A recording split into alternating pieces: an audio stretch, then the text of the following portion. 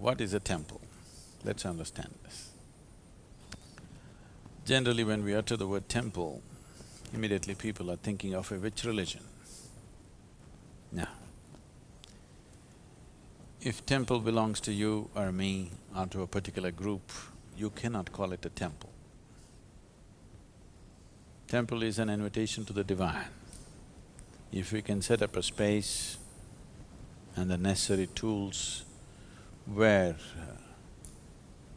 divine is more manifest, not that it is not there everywhere, it's just that more experienceable. There's sound waves everywhere, but you cannot hear it. You need a cell phone to catch the transmission, otherwise you can't catch it. So we can say a temple is a larger cell phone. You can't talk, just to listen, one-way cell phone, is it okay? I always set up the temple in such a way that you can't yap. Is that okay? Or do you want to talk? If you want to listen to a dimension beyond, if you want to be receptive to that possibility, we can create a space like that. We can create a device or a tool like that. When I use the word tool, there seems to be a certain sense of lack of reverence in me. But I particularly use the word tool. When I refer to the Dhyana Linga as a tool, people feel offended. Sadhguru, don't say that. In our experience, it's everything. Don't call it a tool. I say it's a tool. Because the word tool means that which works. It is not a piece of art that you can just appreciate. It's a tool because it works. There's just one screw in the door, if I ask you to unscrew it with your hands, can you do it? But if I give you a screwdriver, you can do that, isn't it? Similarly, to open the doors for the beyond, there is a tool.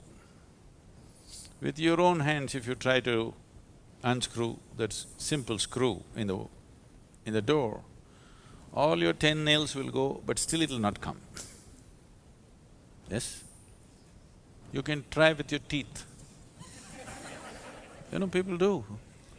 When they have no tools, they'll try their hands, if it doesn't work, don't you do? You may lose your teeth, still it may not come. But if you had a simple tool, how easily you could do it. So this is a tool to open the doors of the beyond. And I don't think a tool is irreverential, nor do I think a tool is insulting. A tool is a tremendous possibility, isn't it? The significant development in human societies happened only when we started making tools, isn't it? No? Why is it offensive if I say a temple is a tool? A temple is a tool. There are different ways of using different tools. For this tool, you have to be in a certain mode. Because this is not a physical tool, you have to approach it in a certain way. So that certain way may also include a certain level of reverence because that attitude is needed to be able to use that tool. So it's very important that it is understood and used as a tool, not as a destination, but just as a possibility. A temple is not a destination. A temple is only a doorway. A doorway is not a destination. A doorway is just a doorway, opens up something. So what does it take to build a temple? Of course, we need some stone and many other material. But what does it take within a human being to build a temple? Why I'm telling you all this is I'm trying to discourage you.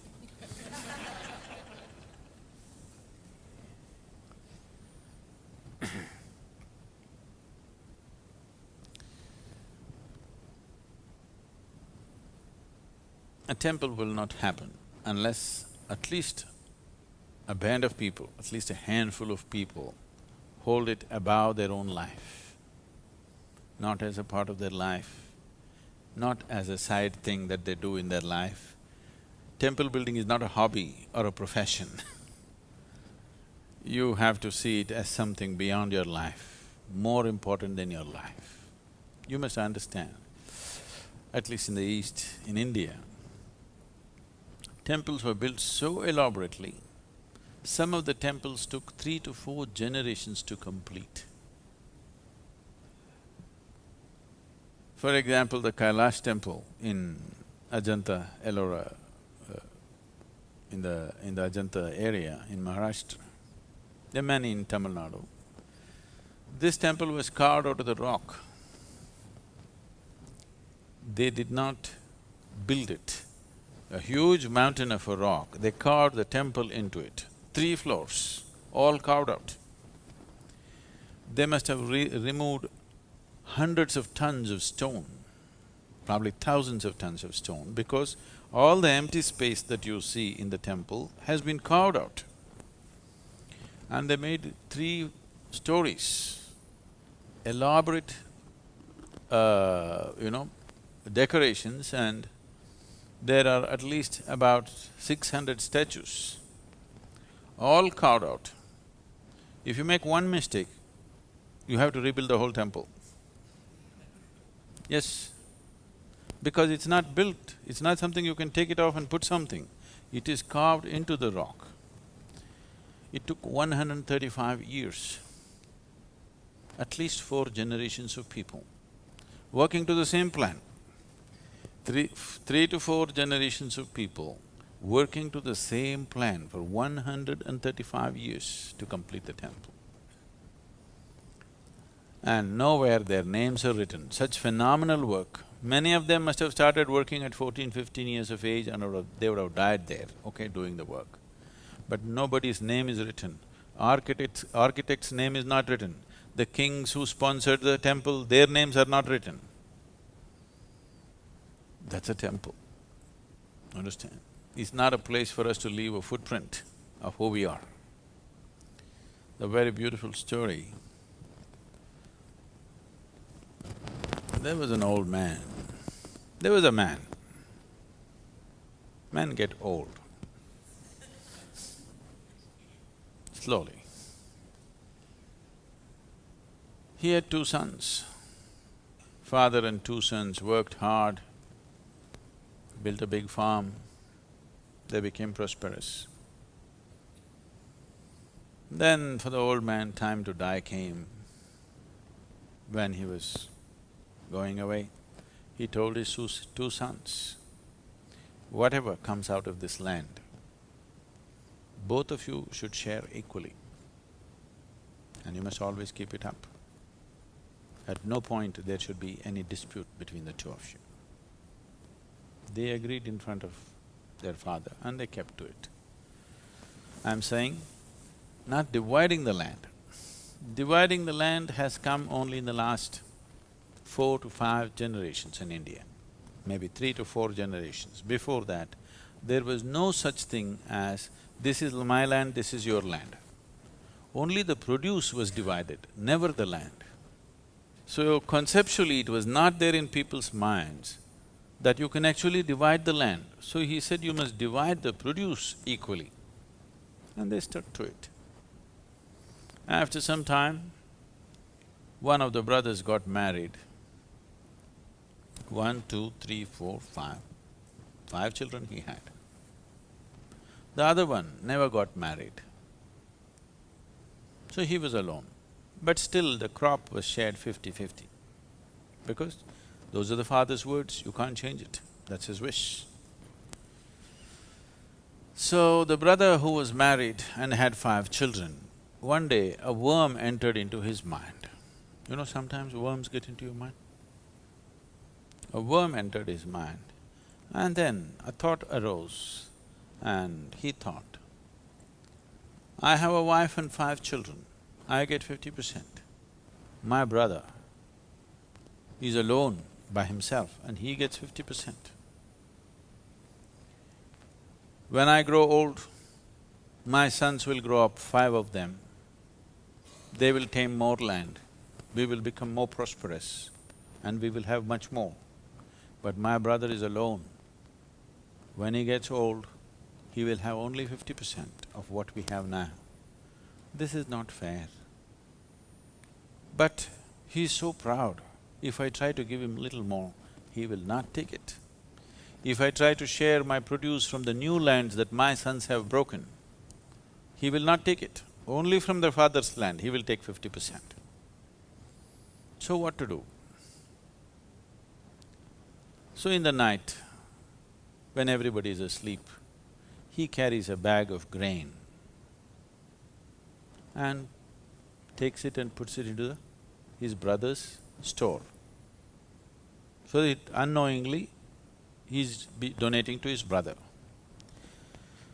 The other brother, who was alone, thought, my brother has a wife and 5 children, he needs more. I'm just alone, what will I do with all this? But if I try to offer anything, he will not take. So he started carrying grains and dropping it into his brother's store.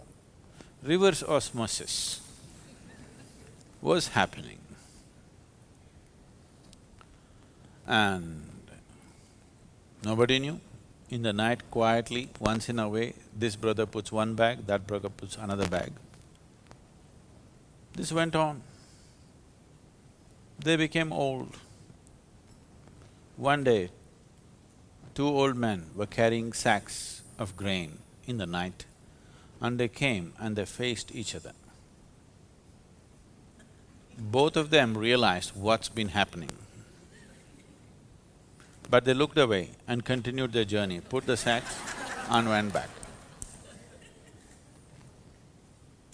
Then they died after some time. The townsfolk were wanting to build a temple. They were looking for a site, they went to many places.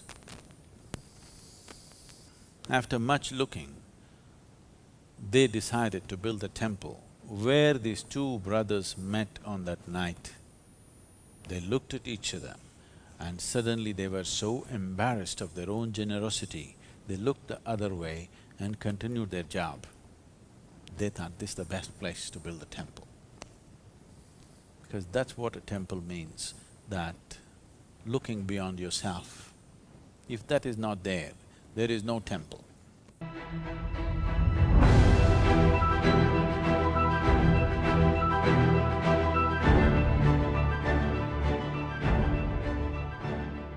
So, in today's technological world, we know that artificial intelligence and robotics are taking over. Those are the cutting edge technologies. So, what is your take on the interaction of such technologies with the intersection of such technologies and ancient practices such as meditations and yoga? Are you sure I'm real? Because last year and a half, they've been inviting me to speak in all sorts of artificial intelligence conferences in the world. I was just surprised, why are they asking me to come and speak about artificial intelligence, because I'm not an expert in the field, nor am I an artificial intelligence. So I asked them in one of the conferences, it was in St. Petersburg, I said, why are you guys inviting me to all these artificial intelligence conferences? I'm a natural intelligence, not an artificial intelligence. They said, the problem is, what are we going to do? We're going to lose our jobs. These are all professors in big universities, in MIT and in Harvard and these kind of places. They're asking me, what are we going to do in another 10 years' time? Because everything that we know, everything that was sacred till now, suddenly is going to be there on a little gadget. You must understand this, what artificial intelligence means is accumulation of information, analyzing it and projecting it the way you want at a given moment, will no more be considered as a valuable thing in human faculty. Because a simple gadget will do it much better than any human being. Already that Google lady is looking smarter than any of you, isn't it? She looks smarter than me, it's okay, I'm not educated, but you guys she's looking smarter than any of us or no? Anything you ask, without batting an eyelid, she tells us. So, it's going to that place where intellectually everything that you perform will look stupid or meaningless. This happened to me when I was about 13 years of age, I think, 13 or 14, 13 I think. For the first time I saw a flatbed calculator, this Panasonic calculator, you know. At that time it was 110 rupees, very expensive. You drink a coffee for more than that today. But 110 rupees, Panasonic, Sony was 125, so we buy the cheaper one, 110 rupees Panasonic. And they show me this, I never bought them. Somebody brought one and they showed me, tuk, results. Then first thought that came to me is, why the hell am I wasting my life in the mathematics classes? I said, all I need is this, I don't have to go to the math class. Whatever question you ask, tuk, a 100-rupee thing can tell you why this torture for 10 years, going through this arithmetics and mathematics and all kinds of things. It can even do sin theta, cos theta, whatever nonsense you want. Then only I thought, we must make a big machine which does all this rubbish so that I don't have to go to school. At last, the dream is coming true. In the next 10-15 years, the education as you know it, professions as you know it today will become meaningless because right now, they've created these machines. Right now, we are still kind of obsessed with creating machines which look like us, which is unnecessarily complicating. It can be a square box which walks everywhere and does everything we do. It's too insulting for human intelligence. So, we're still making it look like a human being. If something is intelligent, it must look human in our mind. But slowly, for the sake of economics, somebody will make one tall box which does everything that you do, okay? Time is coming for that. So once this happens, many things that we are spending years on learning will be meaningless. Now they built a thing, I was meeting this one top real estate guy in Russia. They're designing something that if a customer comes and says, what kind of house I want, what is my aesthetics, what is my culture, what I like, how it should be, and what's my budget. A machine designs a complete house, 10 different alternatives that you want, including paintings, hangings in the wall, the furniture, the works. Now they're saying in another 5 to 7 years, they're saying it can even print the house and build it. So just imagine the design guys. So many of you will be out of your occasion unless you do something that a damn machine cannot do. All of you should gear yourself for this now. You must be able to do something beyond your intellect. Human being has many layers of intelligence. Intellect is only a small part of it. Right now, our education system is completely dedicated to intellectual development of the human being and we think that's the grandest way to live. No, it is not. We can explore that if we have the time. But in the yogic way of looking at things, we look at human intelligence as 16 parts. If you explore other dimensions of intelligence, only then you will be relevant when everything intellectual. Intellectual means your intellect cannot function without accumulated data. Yes or no? Hello? Your intellect cannot function without accumulated data, is that so? Now, whatever is data assimilation, analysis and execution of that analysis, a machine will do better than you. A human being can always make mistakes, can always fudge information, but a machine is clear-cut.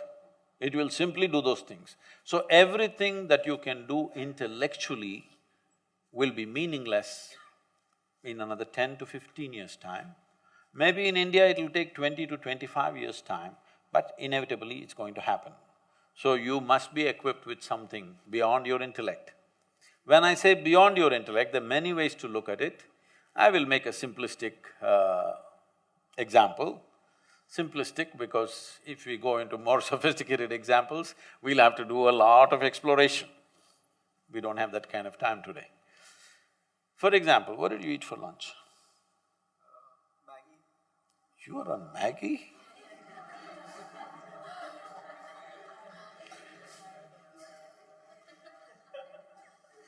Can't you… somebody take care of his nourishment? He's on Maggie?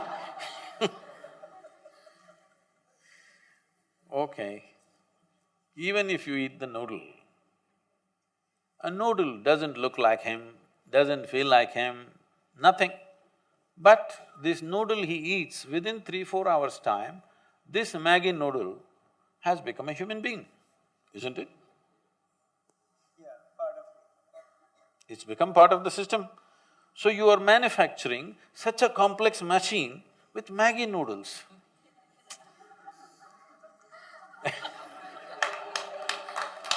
This is like a 3D printer. You put Maggi noodles into it. No, I am not made of Maggi noodles, okay? I eat better than that. But you put a chapati into this becomes a human body. This is the most sophisticated machine on the planet. You're manufacturing this with whatever food that you eat. And the food that you eat is just the soil that you walk upon. Yes or no? And it stands up. Isn't this a 3D printer? Hello? Does that intelligence exist within you or not? Not even in your brain, in your gut? It does. It does. So if only you found conscious access to this dimension of intelligence, you would live magically, isn't it? Then artificial intelligence won't disturb you, you will be very happy because all the menial jobs if the machines do, what a wonderful world. I'm looking forward to that.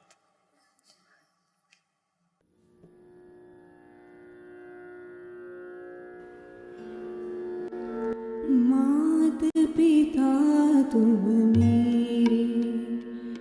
मेरे प्रभु मेरे गुरु।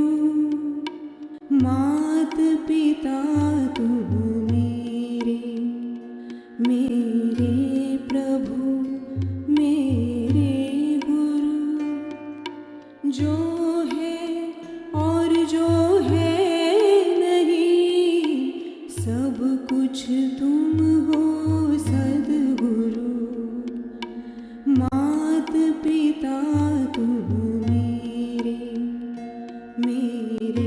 प्रभु मेरे गुरु। जो है और जो है नहीं, सब कुछ तुम हो सद्गुरु।